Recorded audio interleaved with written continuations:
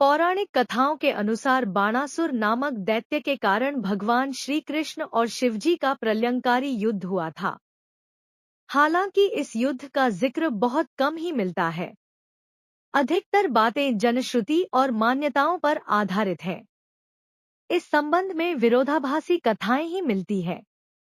सही क्या है, यह तो शोध का विषय है। इस युद्ध के कारण हाहाकार मच गया था। युद्ध में सभी तरह के अस्त्र और शस्त्रों का प्रयोग हुआ था। कहते हैं कि महाभारत काल में महाभारत के अलावा भी कई प्रलयंकारी युद्ध हुए थे। इस युद्ध में ही हजारों लोग मारे गए थे। आओ जानते हैं कि क्यों और कैसे हुआ था यह युद्ध। भगवान श्री कृष्ण 64 कलाओं में दक्ष थे। एक और वे सर्वश्रेष्ठ धनुर्धर थे, तो दूसरी ओर वे द्वंद्व युद्ध में भी माहिर थे। इसके अलावा उनके पास कई अस्त्र और शस्त्र थे। उनकी नारायणी सेना उस काल की सबसे खतरनाक सेना थी। श्री कृष्ण ने ही कलारिपट्टू नामक युद्ध कला को ईजाद किया था, जिसे आजकल मार्शल आर्ट कहते हैं। श्री कृष्ण के धनुष का नाम सारंग था।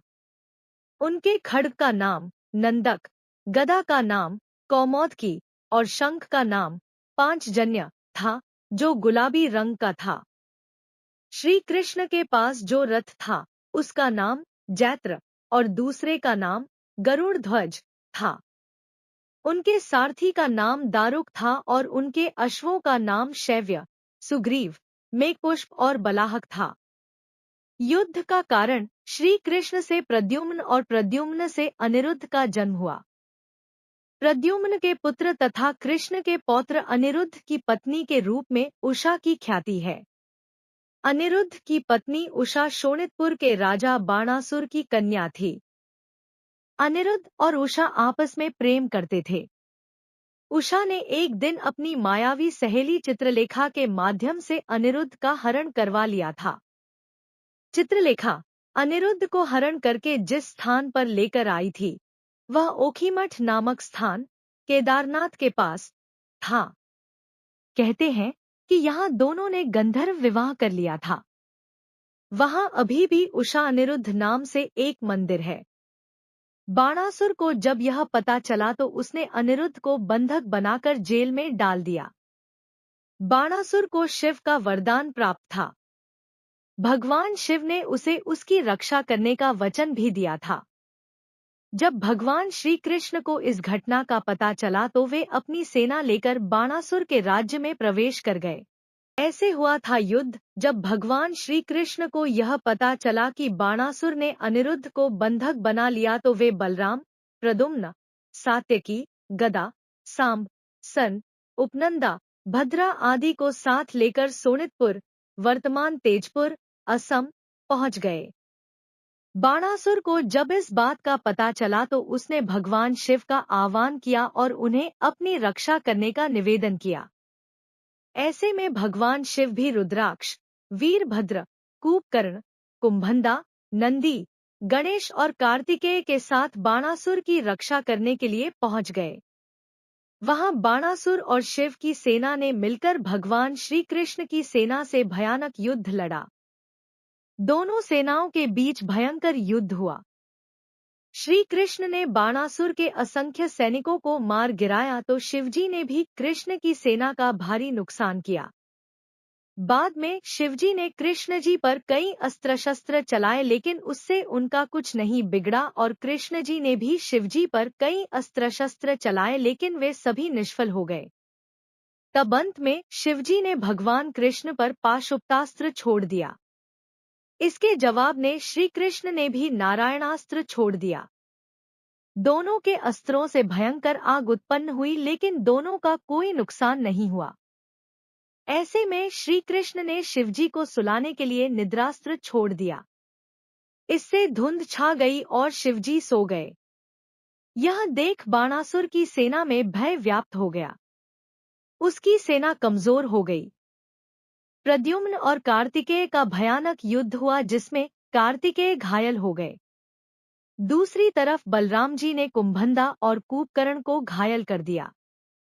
यह देख बाणासुर अपने प्राण बचाकर भागने लगा। श्री कृष्ण उसके पीछे दौड़े और उसे पकड़ लिया और उन्होंने उसकी भुजाएं काटनी शुरू कर दी। युद्ध भूमि में यह दृश्य देख सभी और हाहाकार मचने लगा।